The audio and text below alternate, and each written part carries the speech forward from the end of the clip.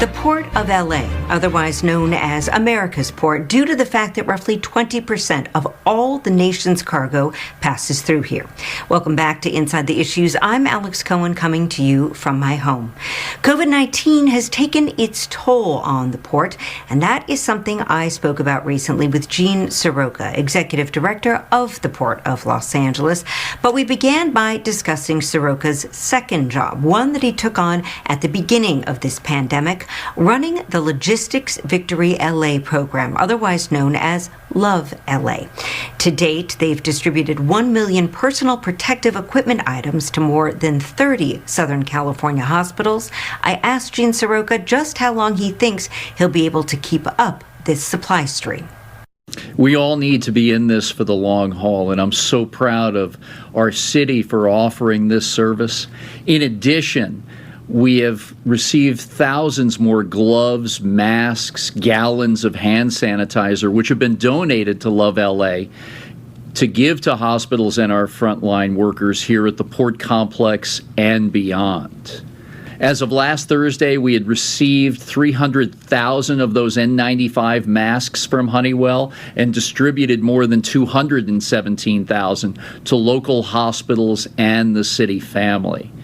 Just last Friday, on schedule, we received another 500,000 masks as part of that good delivery schedule that we had negotiated for the 24-month commitment on 24 million N95 masks between the city and the iconic Honeywell Corporation.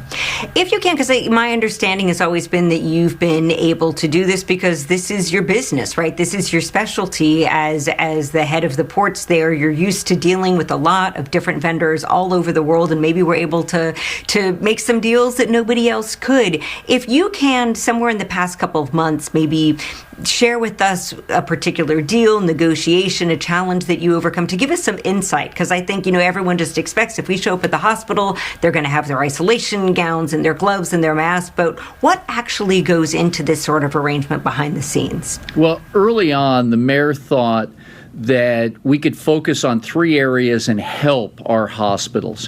One would be to speed the cargo through our LAX airport and seaport here in Los Angeles. Second, we could leverage the decades worth of relationships we've had with our port's customers and see if we could find direct relationships from a manufacturing standpoint, such as what we were able to accomplish with Honeywell. And thirdly, working with folks like the California Manufacturers and Technology Association, led by Lance Hastings.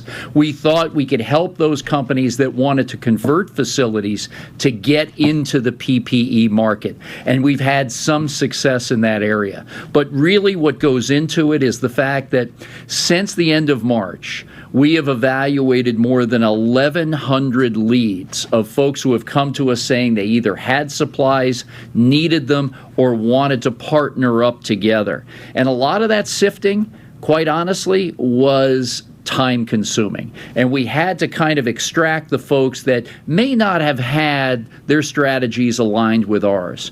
And also, we're made up of volunteers, from me all the way through this LoVLA organization.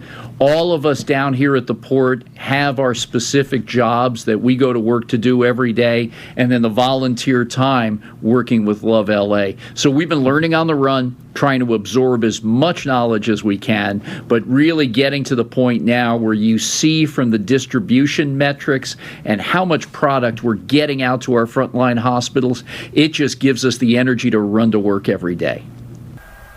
Well, you need that energy because, as you mentioned, LoVLA is your second job. I'd like to pivot and talk a little bit about your first primary job there at the ports. And I know if you compare this summer to last summer, this summer's looking a lot different. Can you just kind of compare and contrast the two and explain for our audience what the real impact of this pandemic has been at the ports? We've talked before, Alex, and you're exactly right.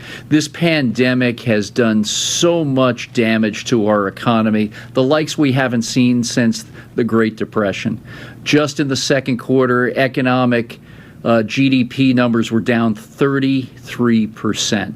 And that's been seen in our business, too, in shipping and transportation-related activities. The cargo volume at the Port of Los Angeles for the first half of the year is down 17%. But given that 50 million Americans are out of work today, I'll take that for right now. Where we're running at about 85% of our normal business, the jobs associated with this are also of primary concern.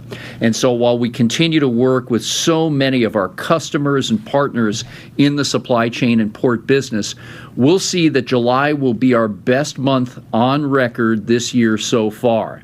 And we're going to continue to try to build on that as we move through the months of August and September. Some things are starting to line up where we're replenishing some inventories and taking advantage of some very aggressive marketing programs that our folks have put in place. And for us, those jobs are front of mind every day. 1 in 9 jobs in Southern California are tied to this port complex. In good times, that means about 1 million people go to work every day with a job related to this port. 3 million nationwide. And the cargo that moves through our port complex reaches each and every one of our 435 congressional districts. This truly is a national conversation. Well, let's stay with that national conversation. My understanding is, although clearly this pandemic has taken its toll on ports throughout the country, that it seems that here in California, we are suffering more so than ports on the East Coast and in the Gulf. And there might be explanations for this that go beyond the pandemic. What's happening here? Well, that's true, and we're still feeling the effects of the trade tensions between Washington and Beijing. And for the cargo that moves through the Port of Los Angeles, about 55% of it is origin and destination China. These are the 2 largest economies in the world, and I've advocated that we need to find an end to these tensions and set up good trade rules that can benefit American companies and workers and allow us to really gain some momentum to help our American economy recover. Here closer to home, our longshore men and women are also feeling the impact of both the trade issues as well as COVID-19, with jobs down on our waterfront 17% year on year.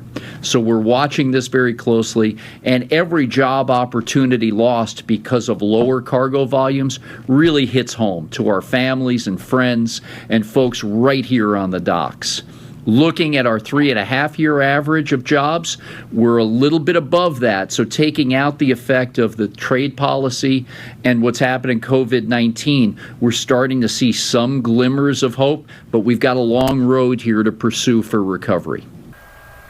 My understanding is that part of the landscape here as well, here in California, we are deeply committed to improving environmental sustainability where we can, but doing so sometimes means that adjustments are made, and that as the port seeks to be more environmentally friendly, maybe even more so than other ports in the country, that sometimes that takes its toll on business as well. Can you kind of explain for our audience what it takes to balance what sometimes might be perceived as competing concerns, jobs versus sustainability on the environmental front? The work here has got to be around competitiveness.